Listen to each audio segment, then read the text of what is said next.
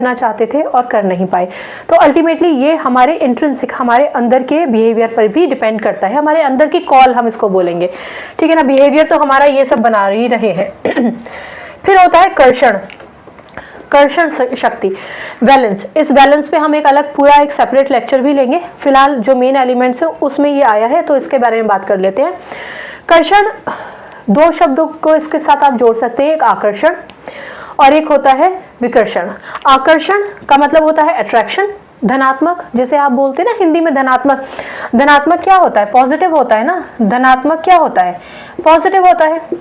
और पॉजिटिव। और विकर्षण, विकर्षण का मतलब है डिस्ट्रैक्शन, और डिस्ट्रैक्शन क्या होता है? ऋणात्मक होता है, ठीक है ना। ऋणात्मक का क्या मतलब होता है? ऋणात्मक का मतलब होता है नेगेटिव। आप सिर्फ इसको प्लस और आप सिर्फ इसको नेगेटिव माइनस से भी शो कर सकते हैं।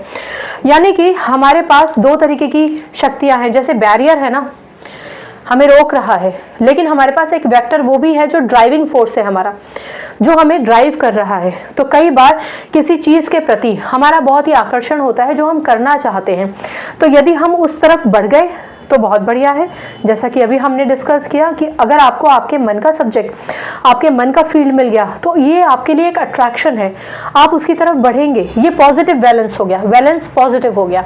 आप उसकी तरफ बढ़ेंगे और उसकी तरफ बढ़ने के बाद पूरी तरीके से, क्योंकि आप उसमें अपना काम लगा देंगे, तो इसका मतलब कि पूरी तरीके से जब आपने अपने आप को उसमें घोल लिया और उसको अपने आप में घोल लिया तो आप एक बेस्ट आउटपुट दे सकते हैं। आपका बिहेवियर उस हिसाब का बन जाएगा, बहुत ऑप्टिमिस्टिक हो जाएंगे आप, बहुत ही ज़्यादा अपने लक्ष्य के प्रति और ज़्यादा सजग हो जाएंगे, क्रिएटिव हो जाएंगे, बहुत सारी चीज़ें इसमें जुड़ जाएंगी लर्निंग से जुड़ी हुई। जबकि अगर डिस्ट्रैक्शन, विकर्षण आ गया है तो ऋणात्मक हो जाएंगे। ऋणात्मक का मतलब है नेगेटिव हो जाएंगे। नेगेटिव का मतलब आप पीछे की तरफ खींचने की कोशिश करेंगे, मन नहीं है आपका लेकिन आपको करना पड़ा। ऐसी स्थितियाँ थी, आप पढ़ना चाहते थे, आप बहुत पढ़ना चाहते थे, लेकिन आपके पास किसी भी वजह से, किसी भी अप्रिय घटना की वजह से या किसी और कारण से दबाव आ गया कि घर की स्थिति बहुत गंभीर है, पैसे के मामले में तुम जाके पैसा कमा के आओ। हाँ, मजबूरी है, क्या कर सकते हैं, परिवार को तो नहीं छोड़ सकते ना। तो ये क्या है? ऋणात्मक हो गया। हम करना कुछ और चाहते थे, मेरा मन कुछ और करने का था, मुझे पढ़ाई से बहुत लगाव था, लेकिन अब मुझे ये करना पड़ रहा है। या मेरे संगीत में बहुत रुचि थी, मैं कमाल कर देता अगर संगीत में जाता तो, पर मुझे ज़बरदस्ती एक कोर्स पकड़ा दिया जो मेरे विश का नहीं है और मुझे वो पढ़ना पड़ता है।